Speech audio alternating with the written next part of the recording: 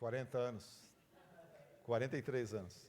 40, Vanja, 43? Meu irmão, você é uma santa. Mais santa do que a minha esposa, gente. Tem 4 filhos, netos?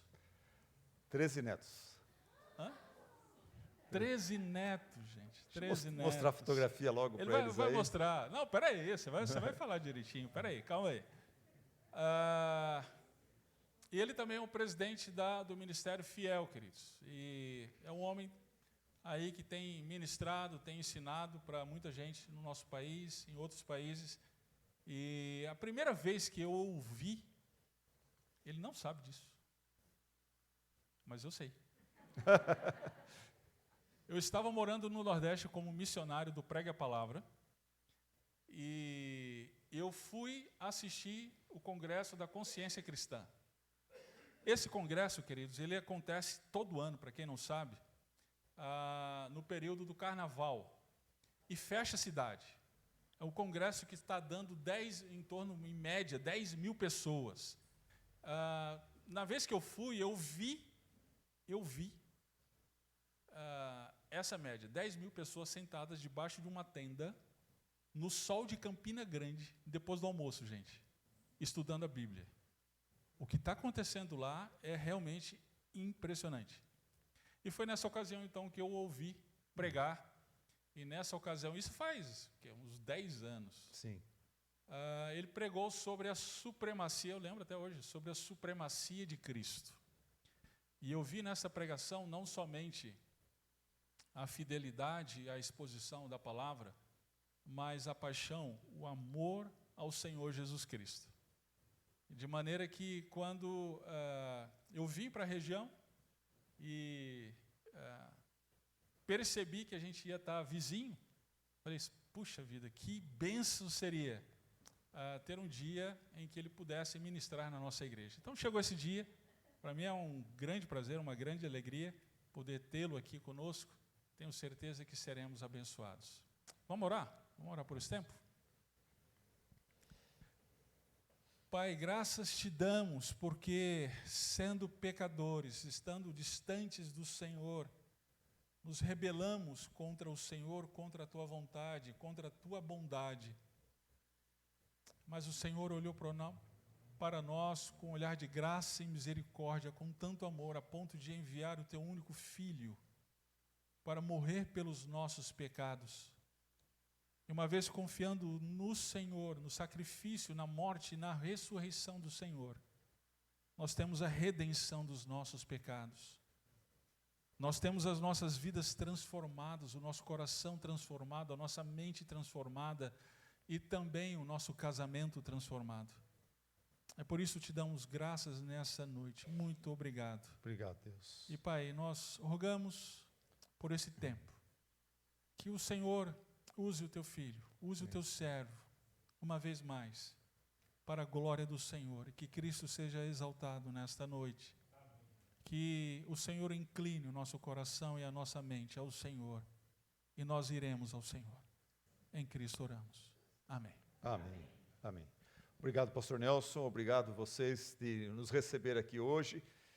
Tudo que vou falar nos próximos minutos da palavra de Deus, não é teoria, não estou ensinando para vocês só algo que eu estudei, mas são verdades que transformaram a vida do meu pai, minha mãe, me abençoaram como filho deles e também transformaram minha vida, a vida da minha esposa e abençoaram a vida dos nossos filhos. 4 filhas,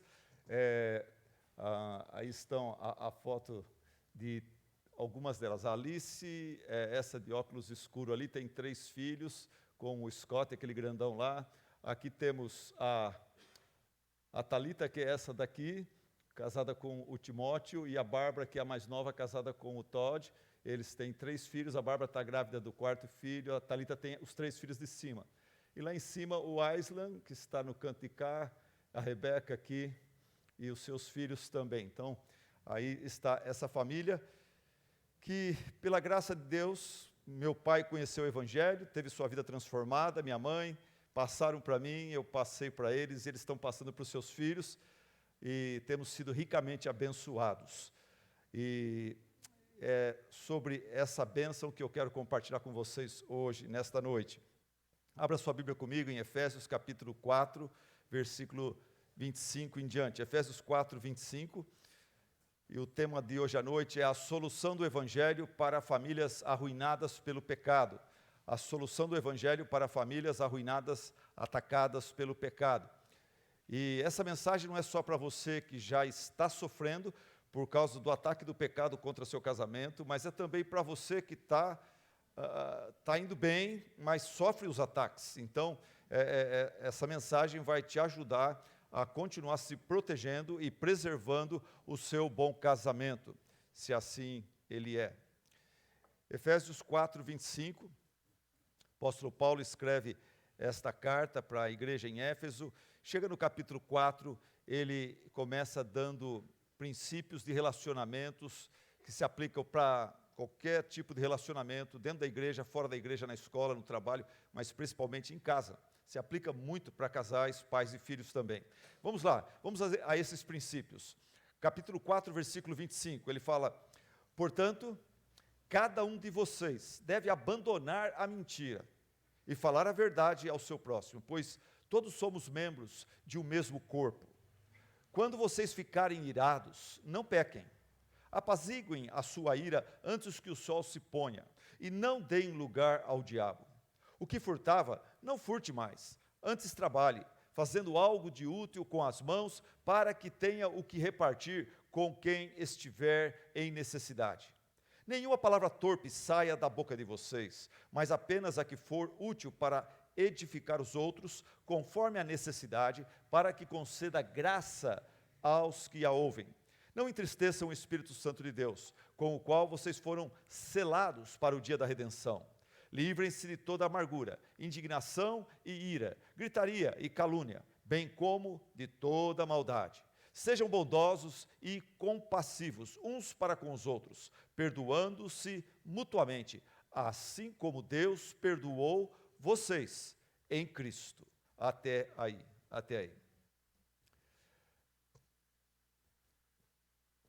Vocês parecem assim, pessoas bem discretas, pessoas bem sensatas, mas eu vou mexer com vocês. Durante a minha palestra, para que ninguém durma, eu vou perguntar para você, vou perguntar para todos: você está ligado? Após um ponto, terminei um pensamento, eu trabalho em blocos, minhas mensagens são bem fáceis de acompanhar, que eu trabalho em blocos. A cada bloco eu vou falar: você está ligado? Como é que você vai responder? Você vai responder com... Tá bom? Uma palma só, tá bom? Então, teu irmão já guardou a Bíblia ali, porque não dá para segurar a Bíblia e fazer isso. Quem está com a Bíblia na mão não precisa fazer isso, tá bom? Pode falar amém, né? Então, você está ligado? Tá? É assim, vamos lá então. Fiquem ligados. E eu sei o que é estar sentado aí. Eu sou filho de pastor, cresci dentro de igreja. Eu sei o que é ver um pastor pregando, a gente lutando contra o sono, né? Então é bom de vez em quando tá ligado? Pá, né? Vamos lá. Ok. Muito antes de Deus dar para os humanos, para Israel, os 10 mandamentos, muito antes dele formar a nação de Israel, muito antes de Deus formar através de Cristo a sua igreja, Deus estabeleceu uma coisa chamada família. Família é coisa maravilhosa. Até os incrédulos prestam honra à família, pelo menos até um tempo atrás. Agora a coisa está mudando, né? Um tal de Eduardo Rainelli, ele falou assim: a fé em Deus, é o incrédulo, ele fala: a fé em Deus, a família e a determinação são a base de todo sucesso. Um outro tal de Luiz Branco falou assim: a família não é apenas a célula máter da sociedade, mas ela é a base fundamental da formação do indivíduo. E daí um tal de Kleber Martins, acho que é um blogueiro, ele falou assim: a civilização, é engraçado ele falar, a civilização, ela destrói o sujeito, que destrói a família, e que é a base da civilização. Então a civilização destrói o sujeito, que destrói a sua família, seu casamento, que é a base da civilização. Então a civilização está se autodestruindo. Isso é verdade. A civilização, ela fala para o indivíduo, não adore a Deus, esqueça esse negócio de Deus, de religião, de Bíblia, de oração. Não se submeta às leis de Deus, adore a você mesmo. Você é a pessoa mais importante do universo, esquece Deus. Adore os prazeres desta vida, seja um hedonista.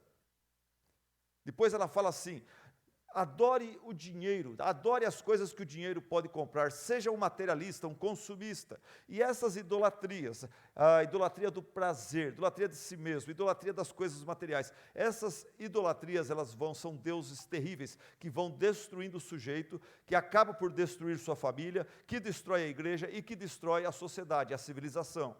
Por isso que nós temos hoje tantos casamentos fragilizados, famílias machucadas, lares destruídos, e a palavra é o que fazer.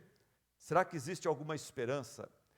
E a palavra de esperança que eu trago para vocês da palavra de Deus hoje à noite é: aceite a solução que o Evangelho de Cristo traz para famílias arruinadas pelo pecado. Aceite a solução de Deus para famílias arruinadas pelo pecado.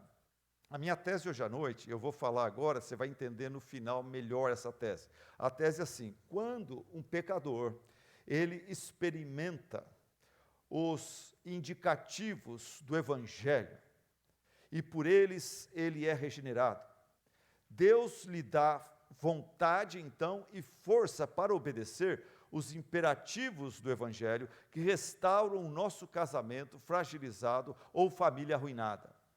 Quando um pecador escuta o Evangelho, entende o Evangelho e experimenta a aplicação da pregação do Evangelho de uma forma sobrenatural, ele, de coração, de repente, ele entende, o Espírito Santo abre os seus olhos, ele vê Cristo, ele entende o que Cristo veio fazer nesse mundo, o que Cristo oferece a ele. Quando esse pecador experimenta os indicativos do Evangelho, e por esses indicativos ele tem o seu coração transformado, ele se torna um filho de Deus. Deus então dá para essa pessoa vontade e força para obedecer os imperativos do Evangelho que restauram nossas vidas, restauram nossos casamentos. Quais são os imperativos restauradores? Nós vamos ver primeiro isso daqui, depois nós vamos ver os indicativos de Deus. Quais são os imperativos restauradores que nós lemos nesse texto há poucos minutos atrás? Eu vi aqui pelo menos 5 imperativos que restauram qualquer casamento. Primeiro imperativo que nós vimos nesse texto, versículo 25, fala: fale a verdade, fale a verdade. Marido, fale a verdade. Mulher, fale a verdade. Olha o que o texto sagrado fala para os cristãos. Deus fala através desse texto para mim e para você, cristão: portanto, cada um de vocês deve abandonar a mentira. Antes que vocês não tinham Deus na vida de vocês, era normal meio que mentir. Você via na ética situacional. Quando necessário, mente para o guarda, mente para o patrão. Quando necessário, mente para a esposa, mente para o marido, mente para o filho. Usa a mentira a seu favor.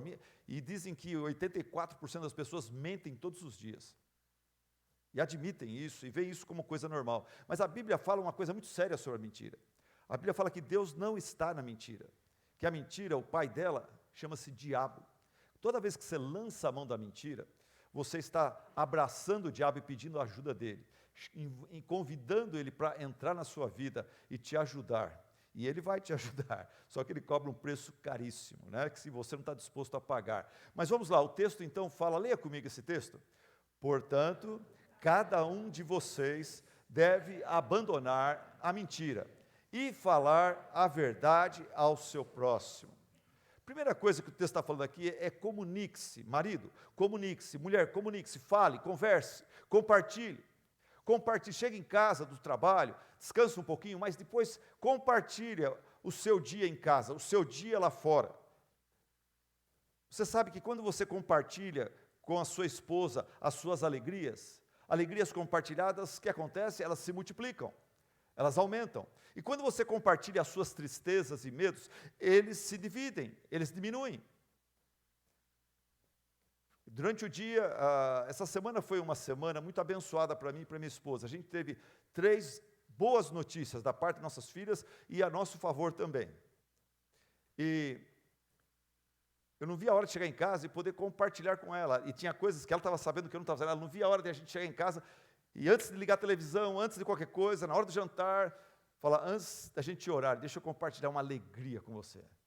Saiu aquele documento tal, que a nossa filha tanto precisava. E a gente se alegrou e orou agradecendo, não só pelo alimento, mas por aquela vitória, por aquela oração respondida. Então, comunique-se, fale, compartilhe suas alegrias, tristezas, seus sonhos. Não fica só falando sobre vai chover, não vai chover, está frio, está calor. Essas amenidades, essas coisas superficiais. Conversa sobre o que você sente, o que você acha, o que você pensa, o que você crê, o que você tem medo. Homens, fala para sua esposa, eu tenho muito medo disso, e junto com ela, com a ajuda e encorajamento dela, leve esse medo na presença de Deus, combate esse medo, e supere esse medo, deixa a sua esposa te encorajar, não existe melhor psicóloga do que a sua esposa, para te ajudar nesse medo, ou nesse sonho, ou nessa frustração. O Deus que é comunicativo fala para nós, eu quero que vocês também sejam comunicativos. Acho que nisso o Chacrinha acertou. Se ele acertou em alguma coisa, ele acertou nisso. Aquele que não se comunica, se estrumbica, né? Tem que se comunicar. Ah, mas eu não gosto. Gente, é uma ordem de Deus. Melhor se obedecer. Não interessa se você gosta ou não gosta. Obedeça. Obedeça. Para a glória de Deus. E eu tenho certeza que você obedecendo, você fala, ainda bem que eu obedeci. Eu sou mais feliz sendo comunicativo do que eu era sendo travado e calado. E é triste viver com gente calado. O seu silêncio entristece as pessoas ao redor. Fale a verdade. Deus é um Deus comunicativo. Em Êxodo fala, o Senhor Deus falou ao seu povo, falou abertamente, Ele abriu o seu coração. E aos dar os 10 mandamentos, Ele falou para o seu povo coisas íntimas dele. Ele falou tudo que Ele odeia e tudo que Ele ama. Para que a gente pudesse ter uma aliança com Ele, um relacionamento com Ele. Para que a gente pudesse amar a Deus do jeito que Ele gosta e não do nosso jeito. Então fale. E ao falar, não seja falso, não seja mentiroso, rejeite o boato, a meia-verdade, a verdade distorcida, fale a verdade, fale com sinceridade, fale com sabedoria. Este é o primeiro passo para a cura e saúde do seu casamento.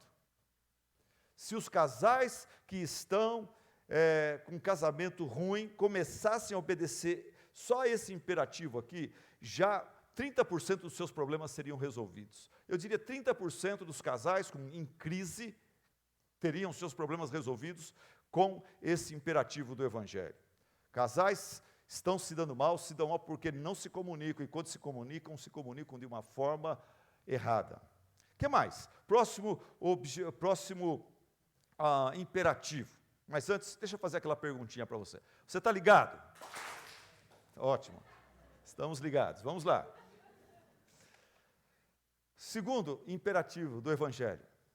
Para casais arruinados pelo pecado. Quando você for ofendido, não curta sua ira. Não curta sua ira, como se fosse um cachorrinho de estimação. Versículo 26, vamos ler juntos? Versículo 26. Olha o que o texto fala. Quando vocês ficarem irados, não pequem. Apaziguem a sua ira antes que o sol se ponha, e não deem lugar ao diabo.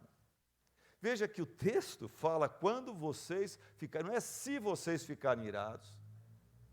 O texto não fala não se ire. Deus nos criou. É normal a gente ficar irado com coisas que não são legais. Tem certas situações que até é errado não ficar irado. Se alguém invade a sua casa e começa a roubar suas coisas, bater nos seus filhos e tentar abusar da sua esposa, é pecado você ficar numa boa ali, tranquilo. Tem que ter uma ira santa ali, de querer defender sua família, sua casa. E usar a energia que a ira cria para atacar essa pessoa e se proteger.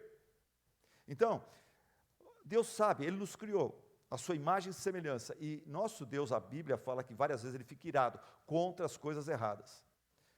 Mas o texto fala assim que quando você ficar irado, porque seu marido, sua esposa, fez uma coisa que você não gosta, não conseguiu fazer uma coisa do jeito que você gostaria. Quando você ficar irado, não peque, não peque. Não dê lugar para o diabo. Como é que a gente na ira pode dar lugar para o diabo?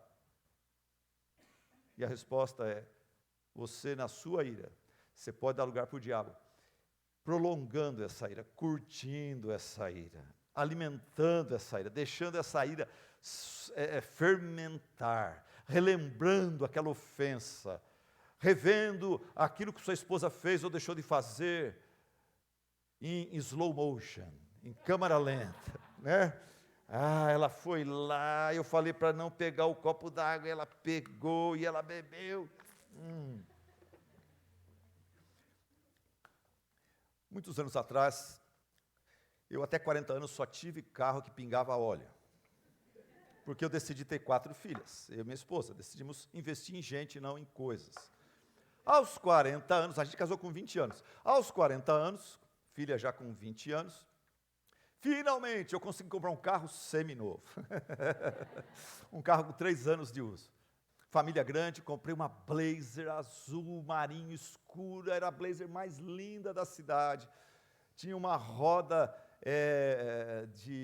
acho que era titânio, magnésio, e ela tinha um filete de dourado, pintadinho em volta, era uma coisa mais linda, brilhante, brilhante, era de um japonês que cuidou muito bem do carro, nunca levou, enfim. Aquele carro foi o carro mais lindo que eu tive até os 40 anos. E eu dirigi um carro, um Fusquinha da igreja, que a igreja tinha e deixava para eu usar, e eu deixei esse carro com a minha esposa. Amo minha esposa, falei, olha, você vai ter a honra, esse vai ser o carro da madame, mas quando a gente viajar, sou eu que dirijo, porque esse é o nosso trato. E fiquei contente que ela estava com o carro. Irmãos, o primeiro dia que eu volto do meu trabalho, eu morava num prédio de 6 andares. O primeiro dia que eu volto do meu trabalho, que o carro está lá na garagem, eu, em vez de pegar o elevador e subir para o apartamento, eu fui na garagem para ver se o carro estava lá, se estava tudo certo.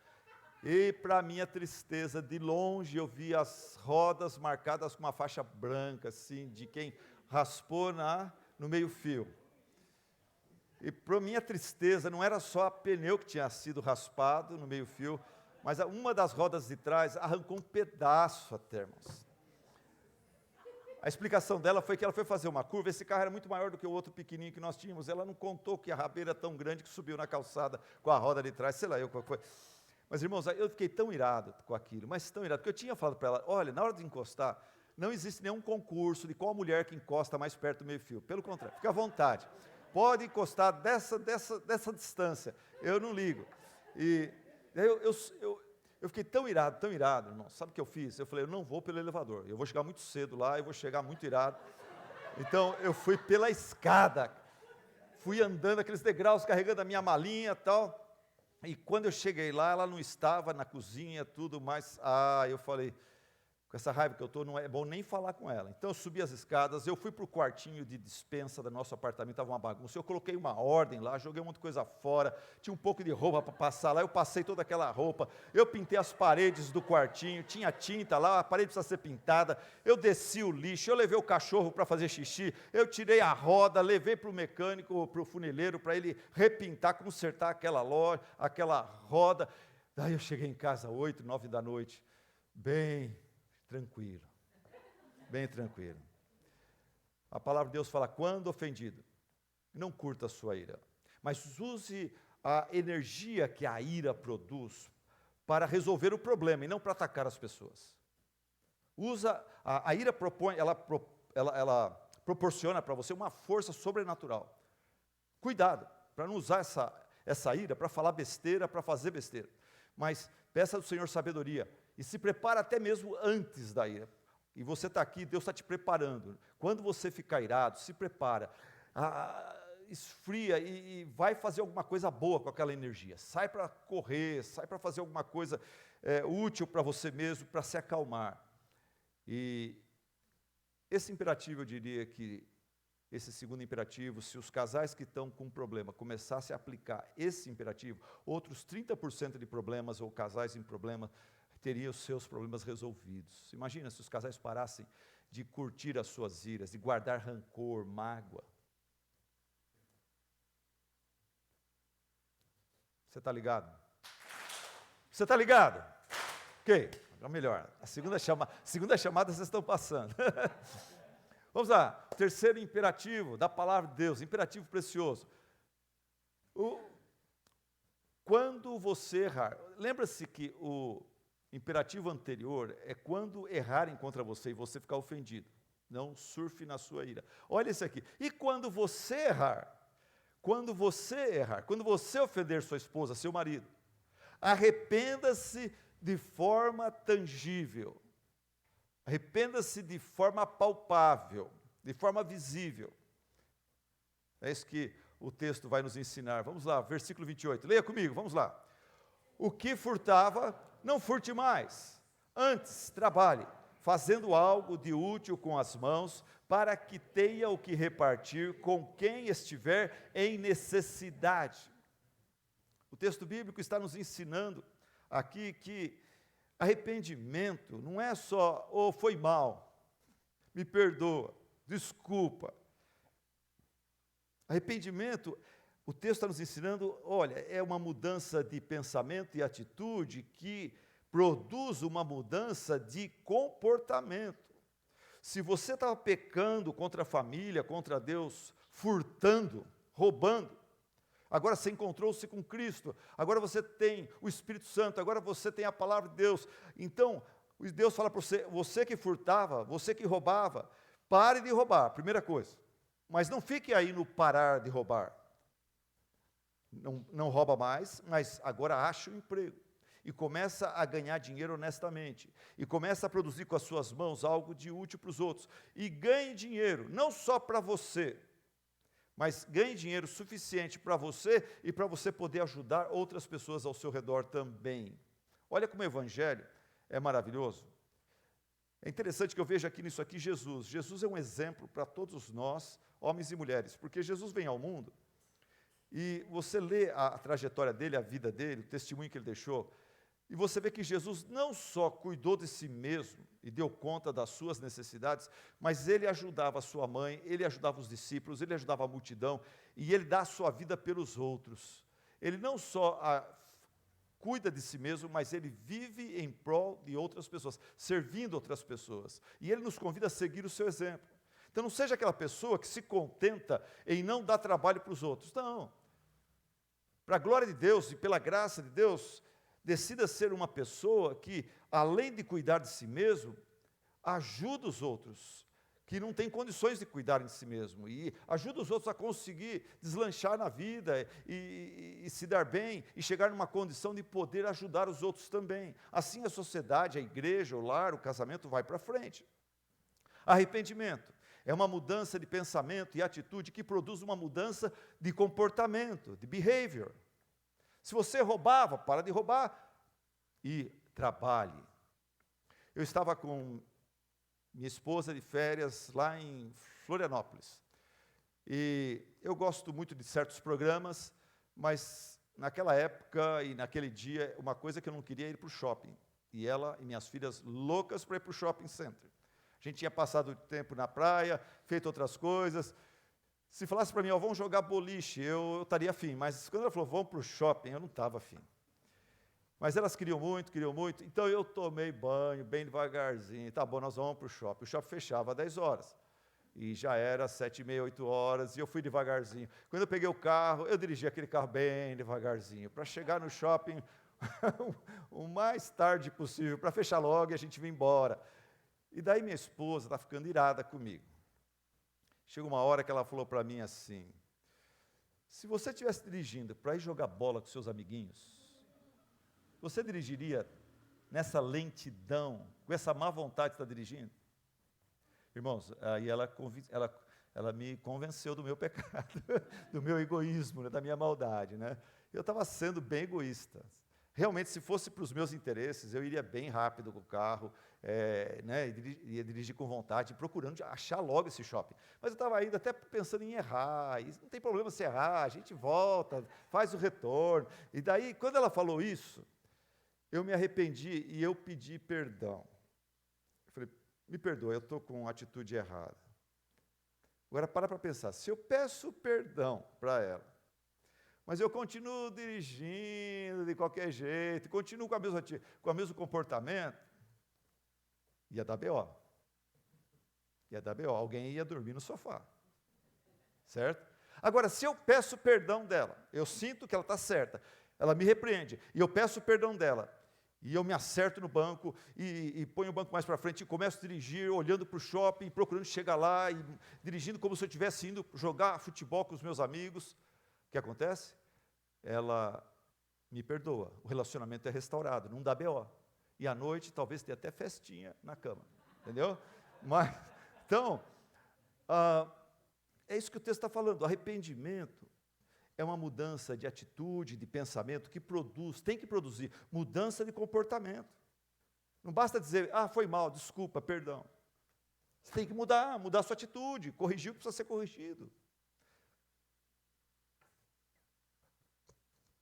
Está ligado? Ok. A, B, C, D. Quarto imperativo, restaurador de casamentos, relacionamentos. Fale com educação e consideração. Ao comunicar-se no lar, ao comunicar-se com a mulher, com o marido, com os filhos, fale com educação e consideração. Interessante, né? Uma coisa tão básica está na Bíblia. Está na Bíblia. Coisa que Deus pede para os seus filhos. Vamos ler versículo 29, vamos lá. Nenhuma palavra torpe saia da boca de vocês, mas apenas a que for útil para edificar os outros, conforme a necessidade, para que conceda graça aos que a ouvem.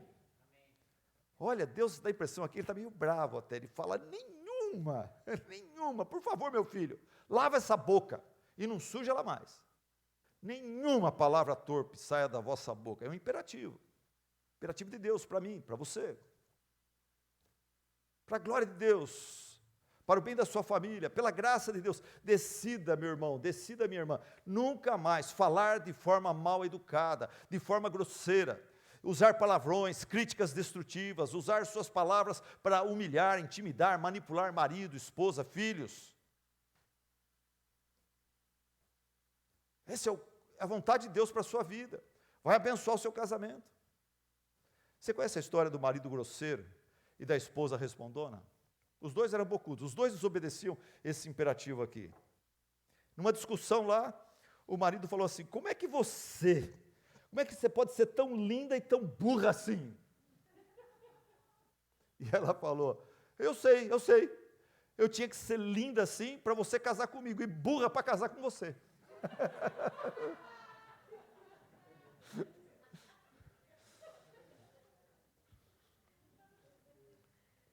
Interessante que, se você lembra bem, o primeiro imperativo que nós vimos aqui, que restaura casamento, é comunique-se, fale a verdade.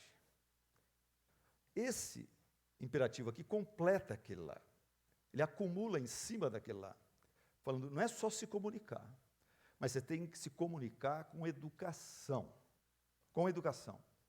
do jeito que você se comunicaria com o presidente da República, do jeito que você se comunicaria com uma atriz famosa. Se você tivesse, de repente, surpreendido num shopping center com a Gisele Bündchen, você homem, marido, e ela faz uma pergunta a você, como é que você falaria com ela? Você falaria de forma mal educada, grosseiramente, falava um palavrão para ela, tenho certeza que você ia meio que se derreter.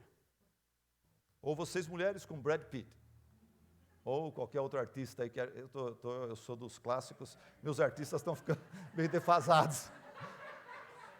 O Brad Pitt já está com escoliose. Eu ia falar Roberto Carlos, aí pior ainda.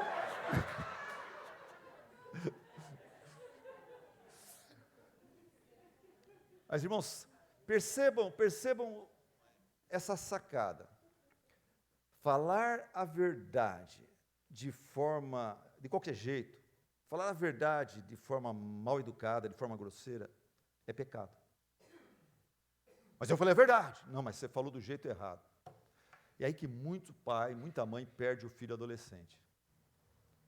Trata ele como pessoa inferior. Não é adulto ainda, é adolescente. e como ele é também, às vezes, bobo e ele não está desenvolvido, maduro ainda, ele age de forma imatura e você desce no nível pior que o dele, e você joga na cara dele, nos ouvidos dele, uma lição de moral, cheia de verdades, mas do jeito que você fez, você pecou. Deus falou para Moisés, Moisés, fala para o povo que está reclamando lá, que Deus ouviu o clamor, a reclamação deles, mas Deus, na sua graça, vai dar água para eles. E fala com a rocha, e da rocha vai sair água. E eles vão ver que eu os amo e eu cuido deles, apesar da dureza de coração deles. E Moisés ficou com raiva do povo. E Moisés, em vez de falar com a rocha, o que ele fez? Ele pegou a vara de Arão e bateu na rocha 2 vezes. E Deus não gostou daquela atitude, desse líder. Assim como ele não gosta dessa atitude do pai e da mãe quando grita com seus filhos. Ele fala para falar, ensinar os filhos, com amor, com paciência. O filho precisa ter verdades repetidas para eles. A didática fala, tem que repetir. Por isso que os marqueteiros da Nike, da Coca-Cola, repete a mesma coisa em cima dos jovens, dos adultos. E aquilo acaba entrando na gente. Deuteronômio 6 fala, ensina seu filho, inculca na cabeça dele as verdades de Deus, o amor que nós temos que ter por Deus. Exemplifica isso e ensina ele repetitivamente. Bom, enfim, vamos falar a verdade. Essa é mais uma solução, uma grande solução para famílias arruinadas pelo pecado. Falar a verdade com educação, com consideração. Se o outro gritar, levantar, falar palavrão, isso não entra nessa, não desce do nível dele. Você continua falando a verdade. Uma coisa muito maravilhosa que a Bíblia ensina a gente é que a verdade, ela é poderosíssima em si mesma. Ela não precisa da minha alteração de voz, ela não precisa do meu grito, ela não precisa do meu palavrão, ela não precisa do meu tapa na mesa. A verdade, ela é forte em si mesma. Quando você fala a verdade, a outra pessoa pode brigar, pode ameaçar, mas a verdade entra na cabeça da pessoa e faz a obra que deve fazer. Eu gosto daquele versículo que Paulo fala, nada podemos contra a verdade, senão pela verdade. Bom, vamos lá. Vocês estão ligados? Ok. Quinto imperativo que restaura os casamentos destruídos pelo pecado. Não entristeça o Espírito Santo de Deus que habita em nós, que habita em todo aquele que crê no Senhor Jesus Cristo. Talvez para alguns visitantes aqui você não saiba disso, mas a Bíblia fala que quando você crê no Senhor Jesus Cristo, entende a proposta dele, entrega a sua vida a ele, aceita ele, ele te dá o direito de ser agora filho de Deus e ele te batiza com o Espírito Santo da promessa, que passa a habitar em você. E o seu corpo, a sua pessoa e corpo passa a ser o templo do Espírito Santo. Então, aquele respeito que a gente foi ensinado aqui no catolicismo brasileiro, de respeitar a matriz no centro da cidade. Então, o católico brasileiro, quando ele passa em frente à matriz, ele fala um palavrão aqui, mas quando ele passa em frente à matriz, ele fica todo respeitoso, faz sinal da cruz, né? Porque ali é a matriz, é a casa de Deus. O Espírito Santo fala, não, Deus não habita em templos construídos por mãos humanas. Deus habita no coração de todo aquele que nele crê, de todo aquele que se entrega a Cristo Jesus como seu Senhor e Salvador. Então, o Espírito Santo habita em nós. Então o texto fala, não entristeçam o Espírito Santo de Deus, com o qual vocês foram selados para o dia da redenção, para o dia da salvação, da vida eterna. Não entristeçam o Espírito Santo. Ele está falando, conforme você vive, não estou falando dentro da igreja, não, fora da igreja também, lá em casa, no relacionamento marido e mulher, no relacionamento com os filhos, no trabalho. Não entristeça o Espírito Santo, ele está lá com você. Se você começa a falar coisas que não deve, você vai entristecer o Espírito Santo de Deus. Como é que a gente se entristece o Espírito Santo de Deus? Tem gente que acha que a gente vai entristecer o Espírito Santo de Deus porque não leu a Bíblia, porque não deu o dízimo, porque não foi na igreja, porque não fez a devocional. Tudo bem, essas coisas estão erradas, mas o texto aqui não fala sobre isso. O texto fala que uma forma bem prática de você entristecer o Espírito Santo de Deus é você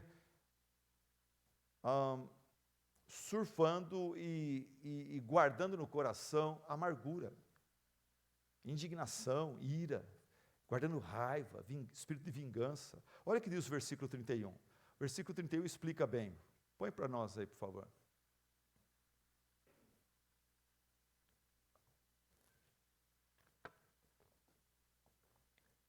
Esse.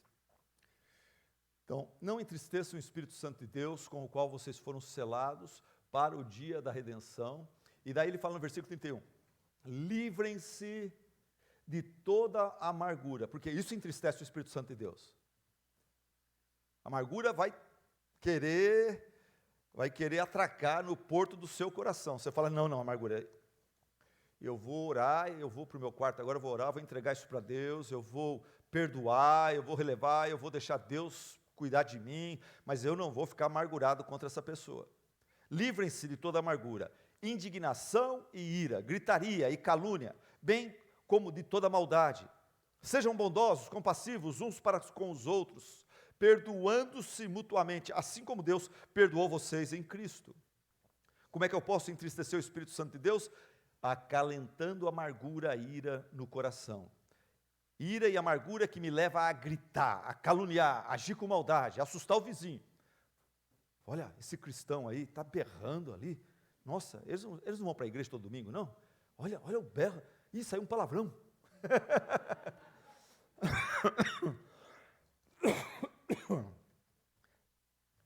Você entristece o Espírito Santo de Deus quando você não age com bondade, com paciência, com mansidão. Quando você não perdoa, você entristece o Espírito Santo de Deus. Eu, como pastor de igreja, muitas ovelhas, eu fico, automaticamente, eu fico muito triste se eu sei que uma das ovelhas está magoada com outra e não quer perdoar. Isso me entristece.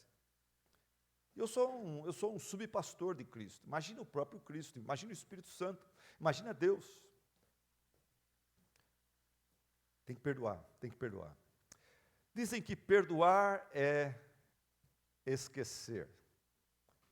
Será? Eu discordo. Perdoar não é esquecer não, gente.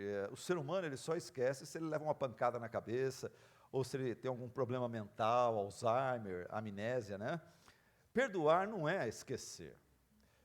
Perdoar é você abrir mão de coração. Você abre mão de uma ofensa, de um prejuízo. Você libera o próximo de um direito de vingança seu.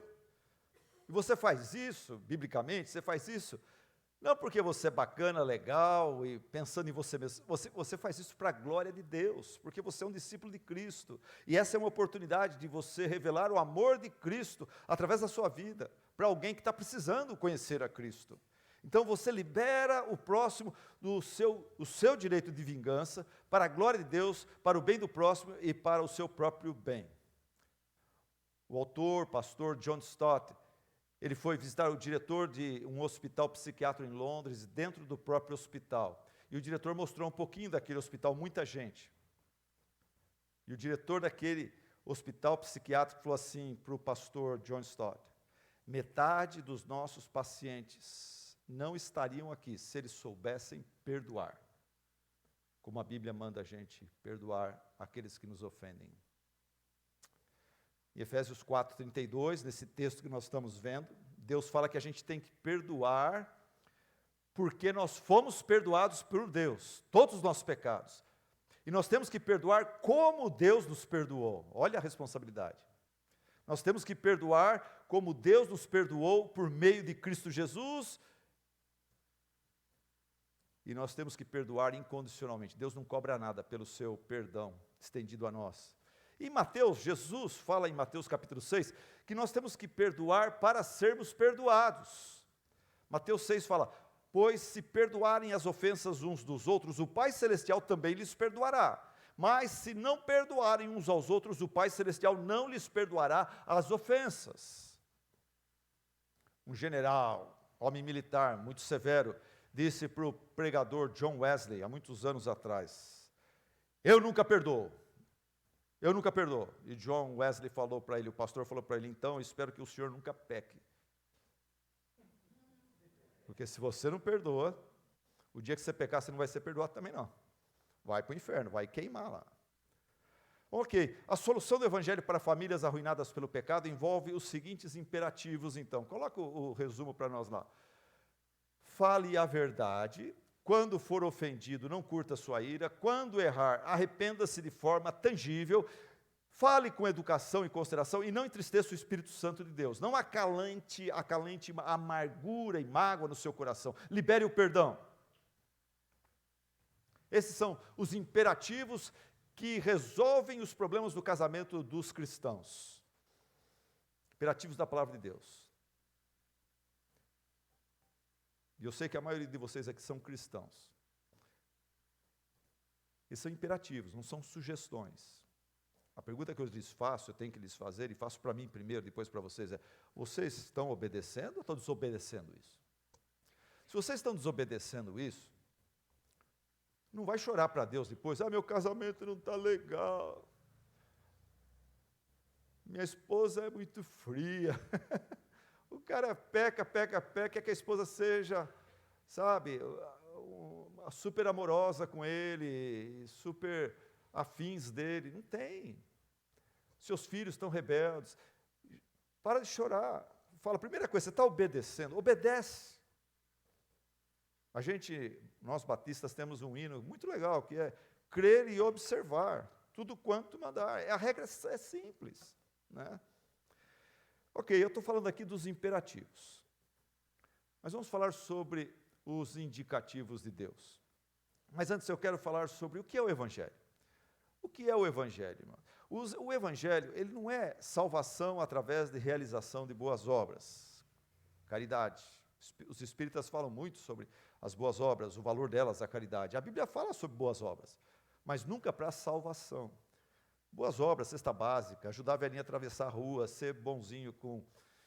Isso não vai conseguir perdoar seus pecados diante de Deus. Então a Bíblia fala que o Evangelho não é salvação através de realização de boas obras. O Evangelho não é salvação através de obediência, de uma lista de regras, 10 mandamentos, por exemplo. Ninguém consegue cumprir os 10 mandamentos perfeitamente para ser salvo. O Evangelho não é salvação através de penitência, sacrifícios, campanhas, como as igrejas neopentecostais anunciam aí. Campanha de 7 dias, vai lá e dá seu 13º, dá seu carro, dá isso, daquilo. Fica 7 dias sem ver televisão, sem mexer na internet. E Deus você vai ser tão bonzinho por 7 dias que você vai constranger Deus. E Ele vai te abençoar porque você é uma pessoa muito dedicada e muito desejosa da bênção dEle. E Deus vai ficar com dó de você, vai te abençoar. Salvação não vem através de renúncia, autodisciplina, celibato, privação, isolamento, dedicação total à oração e leitura, como os monges pensavam. Na verdade, isso não é o Evangelho, isso é má notícia, é um peso. O Evangelho significa boas notícias. Se salvação fosse por boas obras, por lista de regras, por penitência, isso seria más notícias. Mas a palavra Evangelho significa boas notícias. Jesus veio ao mundo para nos trazer o seu Evangelho, as suas boas notícias. O Evangelho é a boa notícia da salvação pela graça, mediante a fé. Deus salva pecadores, Deus salva pessoas detonadas pelo pecado, por sua graça, favor imerecido. E Ele faz isso mediante a fé. Graça significa favor gratuito, imerecido. Eu preguei recentemente na minha igreja que se você dá uma ajuda para aquele homem que bate na porta, na janela do seu carro, no farol, e ele faz aquela cara de fome, dor, ou ele tem um cartaz explicando por que ele está pedindo dinheiro, e você dá para ele R$2, R$5, R$10, isso não é graça, isso aí é esmola. Se você dá um cheque de um salário mínimo para a mulher que ajudou você a passar roupa o mês todo, isso não é graça, isso aí é salário. Ela trabalhou por aquilo, ela merece aquilo.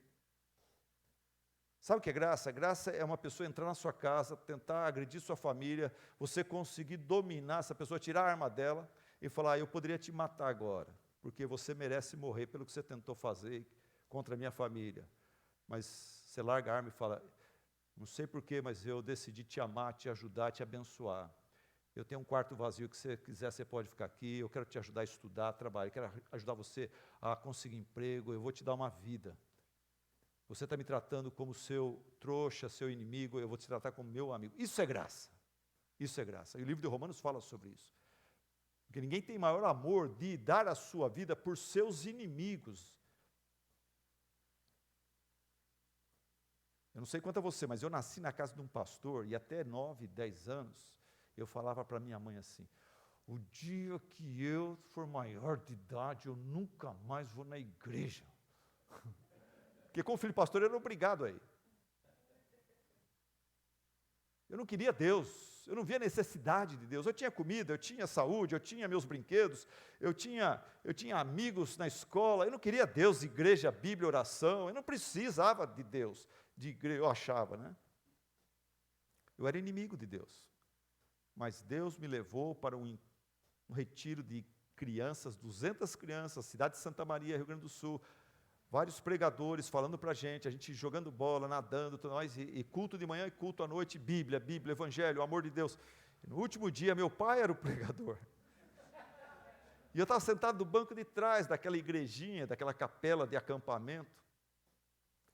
Eu estava sentando, só conversando, zoando com os meus amigos de 9 anos de idade. Mas o Espírito Santo, através da pregação do meu pai, de algumas frases, aqueceu meu coração, mudou minha forma de pensar. E eu vi a minha necessidade de me acertar com Deus, de se aproximar de Deus, entendendo que Deus não é ruim, Deus é bom.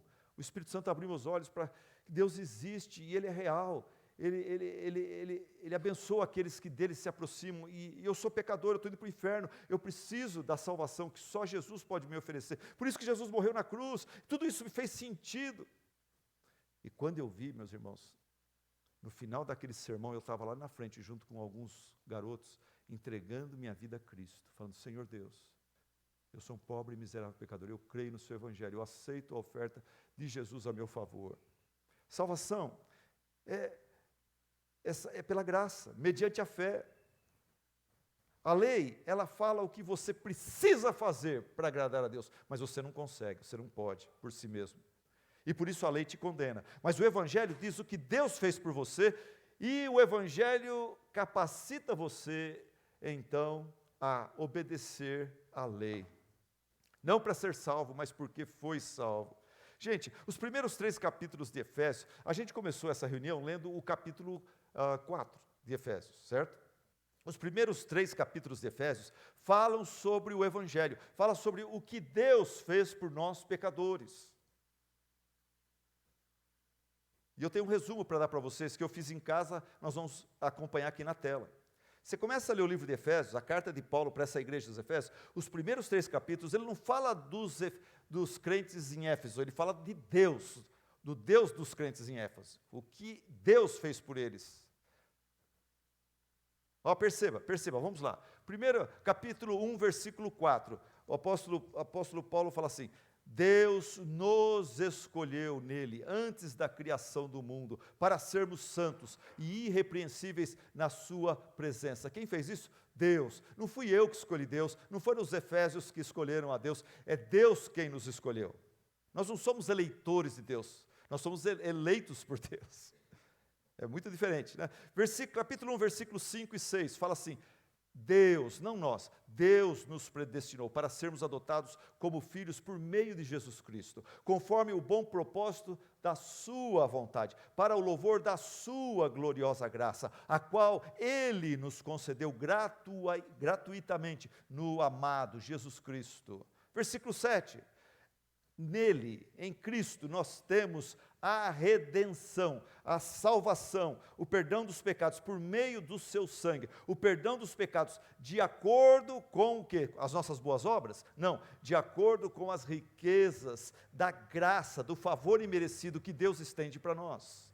Versículo 11, nele, em Cristo, nós fomos também escolhidos, tendo sido predestinados conforme o plano daquele que faz todas as coisas, segundo o propósito da sua vontade, a fim de que sejamos para o louvor da sua glória. Versículo 13, Deus, não eu, Deus nos selou com o Espírito Santo da promessa. No capítulo 2, versículo 4 e 5, fala: nós, quando Deus nos encontrou, quando Deus nos salvou, nós estávamos espiritualmente mortos em nossos delitos e pecados, mas Deus que é rico em misericórdia, pelo grande amor com que nos amou, deu-nos vida juntamente com Cristo. Versículo 6. Deus garante que nos ressuscitará. Quando a gente morrer, Deus garante que Ele nos ressuscitará com Cristo, e com Ele nos fará assentar nos lugares celestiais em Cristo Jesus. Está falando agora do céu, da outra vida. Deus garante isso, Ele promete isso. Versículo 8, Deus, Ele salva pecadores. Deus nos salvou por causa das boas obras? Não, por sua graça, por meio da fé. Opa, aqui entra a minha contribuição, eu tenho que crer, é meu dever. Aqui fala, Deus nos salva por sua graça, por meio do exercício da minha fé. Opa, então eu tenho participação na minha salvação, eu logo fico mais feliz. Mas olha o que o versículo fala, Deus nos salvou por sua graça, por meio da fé, e isto, até a fé, não vem de vocês, é dom de Deus, não por obras, para que ninguém se glorie. Então a fé é um dom de Deus. Se você não crê, peça para o Senhor, Senhor, me dá fé, eu não tenho fé, me dá esse presente. Ore por essa fé, clame por essa fé. Do jeito que você ora por um carro novo, por um emprego, por uma noiva, por um filho, por uma gravidez, ore por uma cura de uma doença. Senhor, me dá o dom da fé, me ajuda a crer, abre meus olhos. Esse é um dom, é um presente de Deus. Versículo 16, por meio de Cristo, Deus nos reconciliou com si mesmo. Não é o homem que correu atrás de Deus, fala, Deus, por favor, me salva, eu quero ter um relacionamento com você. Não, por meio de Cristo, Deus mandou Jesus como embaixador nesse mundo para nos reconciliar. Jesus vem a esse mundo, Mateus 4 fala, Jesus começou a pregar o arrependimento. Arrependei-vos, porque o reino de Deus está próximo. Vamos se reconciliar com Deus. Vocês fazem parte dos filhos de Adão, que foram expulsos do jardim do Éden, que não querem nada com Deus. E Jesus vem, o segundo Adão, e fala, ei, vamos voltar para a presença de Deus, vamos voltar para o jardim, para o céu, vamos voltar a ter comunhão com Deus. Por meio dos meus méritos, por meio da minha autoridade, da minha morte, da minha ressurreição. Versículo 19, por meio de Cristo, Deus nos uniu à sua grande família. Essa igreja aqui é uma igreja boa, grande, muita gente, mas tem várias outras igrejas boas, grandes, que pregam esse mesmo evangelho, aqui em Indaiatuba, em Campinas, no estado de São Paulo, no Brasil, na América do Sul, na América do Norte, na Europa, e na China, e na Coreia do Norte, onde é proibido pregar o evangelho, é onde o evangelho está mais crescendo.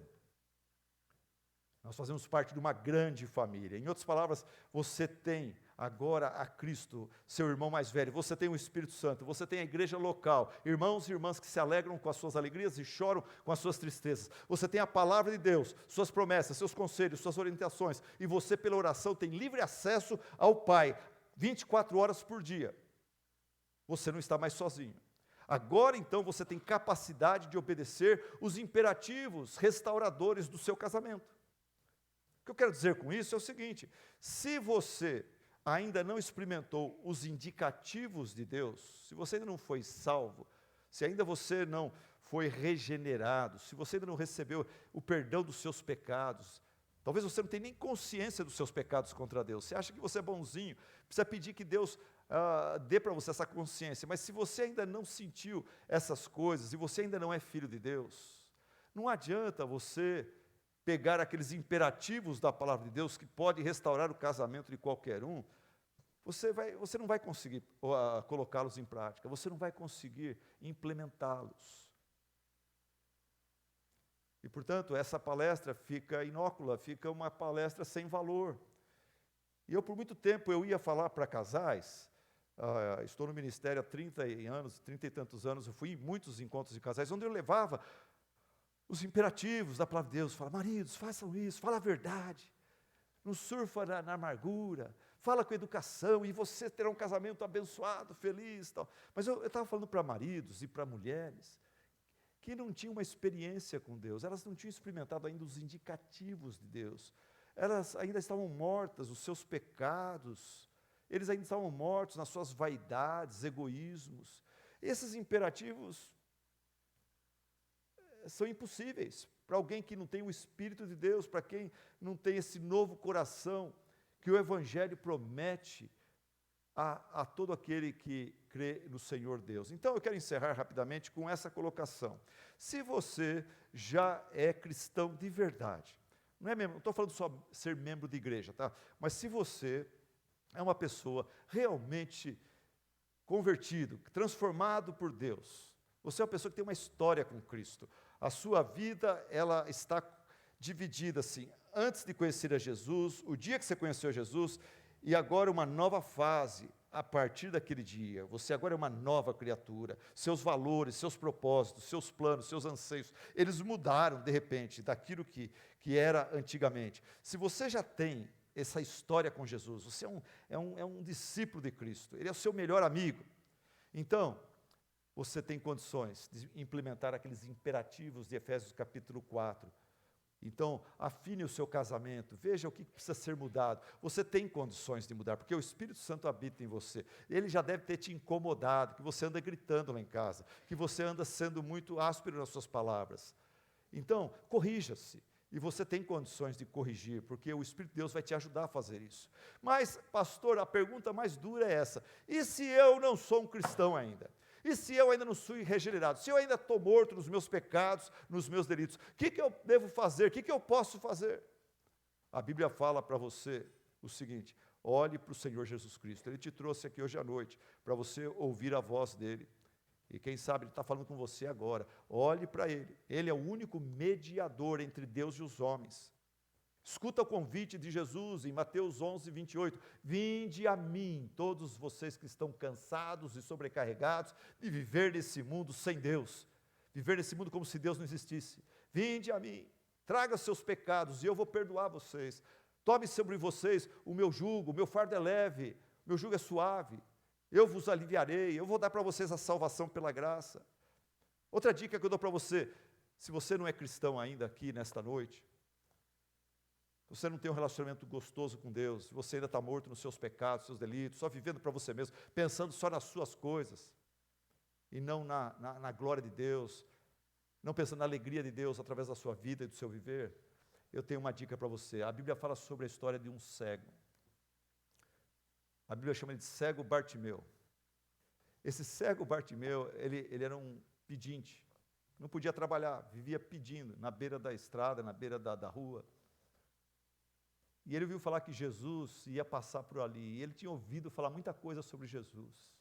E ele cria que Jesus Cristo era o Messias, o Filho do Deus vivo. E ele cria que Jesus realmente podia curar, sarar, perdoar pecados, salvar. Jesus tinha um reino. Jesus era o prometido de Deus, o Messias. E ele ficou sabendo que Jesus ia passar pela rua onde ele pedia esmola. E quando Jesus foi se aproximando, aquele homem que não podia ver, não podia correr atrás de Jesus para conversar com Jesus, sabe o que ele fez? Ele começou a gritar. O que ele gritava, igreja? Jesus, filho de Davi, tem misericórdia de mim. E os moradores da vila ficaram envergonhados. Eles estavam tão contentes, honrados. Jesus está vindo aqui. Esse homem, esse pedinte, esse morador de rua, fica gritando, que vergonha, parece um doido. E começaram a falar para ele: cala a boca, fica quieto, depois tu dá uma esmolinha. E a Bíblia fala que quanto mais pediam para ele se calar, mais ele gritava: Jesus, filho de Davi, tem misericórdia de mim. E ele gritou tanto que Jesus ouviu o seu clamor. Jesus parou tudo, e Jesus foi até ele, e Jesus o curou, e Jesus o salvou. Então a dica que eu dou para você é essa: se você se encontra como um andarilho existencial, sem Deus, vivendo nesse mundo materialista, secularizado, que mundo desgraçado é esse? Só coisa ruim, as coisas só piorando, a sociedade se decompondo moralmente, e você não tem Deus, você não tem esperança de vida após a vida, você não tem esperança do perdão dos seus próprios pecados, porque você olha para a sociedade, você vê muito erro na sociedade, mas você vê muito erro em você também, muito egoísmo em você também. Você fala mal do pessoal de Brasília, mas se você estivesse lá sem Deus, você ia roubar e se corromper igual a eles. Você é igual a eles, no futebol você rouba também, na padaria você rouba também. Se você está começando a sentir o peso dos seus pecados, se você sente que você precisa do perdão de Deus, dessa salvação e transformação, regeneração que só Deus pode dar. Faça como o cego Bartimeu. Jesus, filho de Davi, tem misericórdia de mim, um pobre e miserável pecador. E ore essa oração, mais nenhuma outra. Ore essa, até Jesus ter misericórdia de você, até Ele transformar, até Ele tocar o seu coração, até Ele levar você ao ponto de sentir a presença dEle, e você não conseguir conter suas lágrimas, por sentir a presença de Jesus transformando você.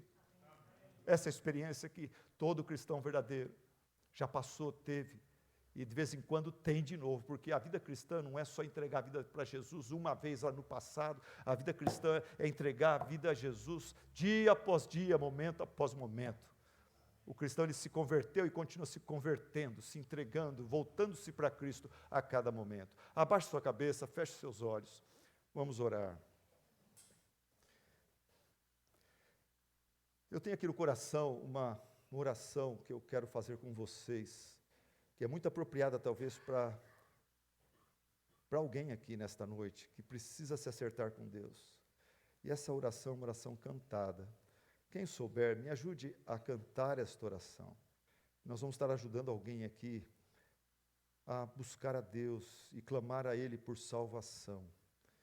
E a canção diz assim: se tu olhares, Senhor, para dentro de mim, nada encontrarás de bom, mas um desejo eu tenho de ser transformado. Preciso tanto do teu perdão, dá-me um novo coração, dá-me um coração igual ao teu, meu mestre. Dá-me um coração igual ao teu, coração disposto a obedecer, cumprir todo o teu querer. Dá-me um coração igual ao teu. Ensina-me a amar o meu irmão, a olhar com os teus olhos, perdoar com teu perdão.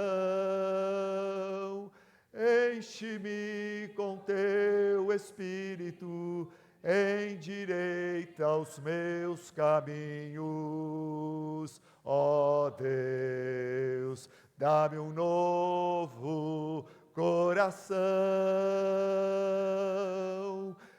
enche-me com teu Espírito, endireita os meus caminhos, ó Deus. Dá-me um novo coração,